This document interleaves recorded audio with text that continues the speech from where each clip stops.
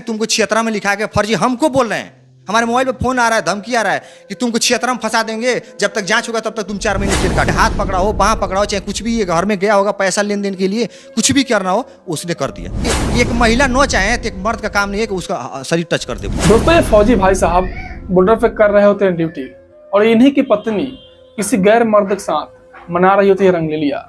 दोस्तों, इस कहानी को आपको जरूर जानना चाहिए। नमस्कार, प्रणाम, जय श्री राम। मैं हूं शशि शर्मा और आप देख रहे हैं द स्वतंत्र इंडिया। दोस्तों, अगर यूट्यूब पर देख रहे हैं, चैनल को सब्सक्राइब कर लेना। फेसबुक पर देख रहे हो तो पेज को फॉलो जरूर कर लेना। दोस्तों, ये कहानी उत्तर प्रदेश के कुशीनगर की है। जब एक पीड़ित फौजी का जवान इंसाफ के लिए पुलिस स्टेशन पहुंचता है, तब जाके ये कहानी सामने आती है। दोस्तों, मनोज का शादी 2008 में होता है। 2008 के 3 साल बाद 2011 में मनोज अपनी पत्नी को गौना कराकर घर लाते हैं। दोस्तों, मनोज अपने पत्नी को 2011 में गौना कराकर लाते हैं। उसके बाद मनोज फिर से अपने ड्यूटी पे यानी कि मणिपुर चले जाते हैं। अब मनोज के घर में उनके माता और पिता ही होते हैं। मनोज की माँ को उनके बहू के बारे में ये सारी बातें पता होता है, लेकिन मनोज की माँ मनोज को ये सब बातें कुछ नहीं बताती है। वो अपने बेटा के बारे में सोचती है कि अगर उससे कुछ बताऊंगा उसे टेंशन होगा, कुछ कर लेगा। इस बात को सोचने के बाद मनोज की माँ मनोज को कुछ नहीं बताती है। कहानी की शुरुआत तो तब होता है जब मनोज की माँ का तबीयत खराब होता है। मनोज की माँ अपने ऑपरेशन के लिए जिस गांव में बहू का घर होता है वहीं पे जाती है, वहीं ऑपरेशन करवाती है। वहां मनोज की माँ देखती है कि उसकी बहू किसी गैर लड़के के साथ घूम रही होती है। यह देखकर मनोज की माँ सोच में पड़ जाती है और मनोज के गौना को कैंसिल करवा देती है।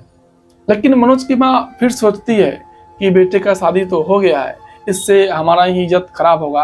ये सब बातें को छुपा देती है और मनोज को बहू को घर लाने के लिए बोल देती है।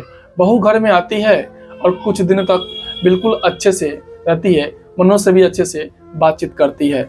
लेकिन मनोज के घर ही उसके मामा का लड़का आया जाया करता था। मनोज के पैसे से ही वो खेती बाड़ी करता था और उसमें कुछ पैसा लगाकर मनोज को दे दिया करता था। लेकिन मनोज की पत्नी इस लड़के से कब प्यार कर बैठी किसी को पता भी नहीं चला। एक दिन ये दोनों घर में पकड़े भी जाते हैं। लेकिन वर्ष 2019 में मनोज की पत्नी पैसे और गहने लेकर जब भाग जाती है, जब मनोज इस बात को लेकर पुलिस स्टेशन पहुंचता है, तब ये सारी बातें सामने आती है। दोस्तों, इस औरत के बारे में आपका क्या कहना है, कमेंट करके जरूर बताना। दोस्तों, फौजी भाई के लिए आपका क्या सोचना है, ये भी कमेंट करके बताना।